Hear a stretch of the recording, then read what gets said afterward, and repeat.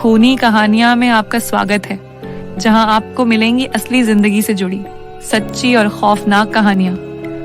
हर कहानी एक नई हकीकत से पर्दा उठाएगी।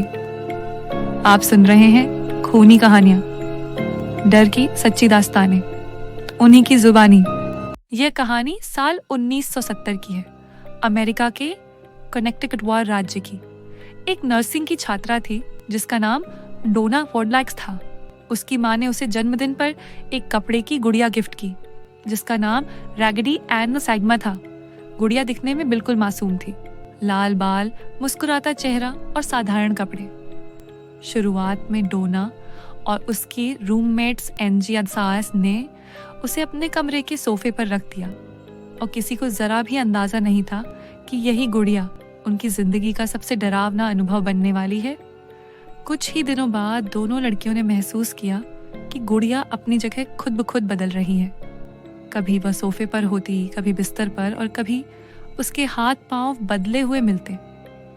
पहले तो दोनों ने सोचा कि शायद एक दूसरे ने गुड़िया को हिला दिया होगा, लेकिन एक दिन जब वे दोनों बाहर गईं और वापस लौटी तो गुड़िया पूरी तरह से दूसरे कमरे में पड़ी थी और दरवाजा अंदर से बंद था।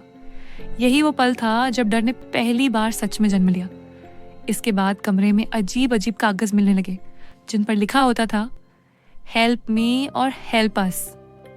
हैरानी की बात यह थी कि उस घर में ऐसा कागज मौजूद ही नहीं था। ये मैसेज अपने आप प्रकट हो रहे थे। डर और उलझन में डोना और एंजी ने एक मीडियम आई को बुलाया जो आत्माओं से बात करने का दावा करती थी। मीडियम ने बताया कि इस गुड़िया में एक 7 साल की बच्ची की आत्मा है जिसका नाम एनाबेल हिगिंस है। उसने कहा कि यह बच्ची अकेली है और बस प्यार चाहती है।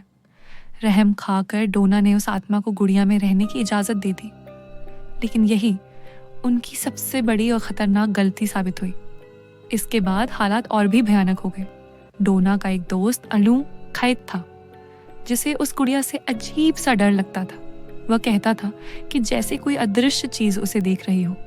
एक रात उसने सपना देखा कि गुड़िया उसके ऊपर चढ़कर उसका गला घोंट रही है। कुछ ही दिनों बाद लू पर सच में हमला हुआ। उसके सीने पर खून से भरे पैर पंजों जैसे 100 निशान बन गए, जैसे किसी ने अंदर से नोच लिया हो। यह अब सिर्फ डर नहीं बल्कि एक वास्तविक खतरा बन चुका था। आखिरकार मामला पहुंचा दुनिया के मशहूर पैरानॉर्मल एक्सपर्ट्स एड और लोरेन वॉरेन तक। उन्होंने घर में आते ही साफ कह दिया कि ये किसी बच्ची की आत्मा नहीं है, ये एक शैतानी शक्ति, डेमोनिक एंटिटी है जो इंसानों का भरोसा जीतकर धीरे धीरे उन पर कब्जा करना चाहती है। वॉरेन दंपति ने बताया कि आत्माएं किसी गुड़िया में नहीं रहती, ये सब सिर्फ एक छलावा है। एक पादरी को बुलाया गया और घर में एक्सोर्सिज्म किया गया। इसके बाद वॉरेन दंपति उस गुड़िया को अपने साथ ले गए, लेकिन सफर के दौरान भी खतरा खत्म नहीं हुआ। रास्ते में उनकी कार के ब्रेक बार बार फेल होने लगे और एक भयानक हादसा होते होते बचा। तभी लोरेन वॉरेन ने गुड़िया पर पवित्र जल फत्सना छिड़का, जिसके बाद गाड़ी पर काबू पाया जा सका। आज यह गुड़िया इफ वॉरेन ऑकर्ट म्यूजियम में रखी हुई है। उसे एक कांच के बॉक्स में बंद किया गया है। चारों तरफ पवित्र प्रार्थनाएं लिखी हैं और साफ चेतावनी दी गई है, डू नॉट टच।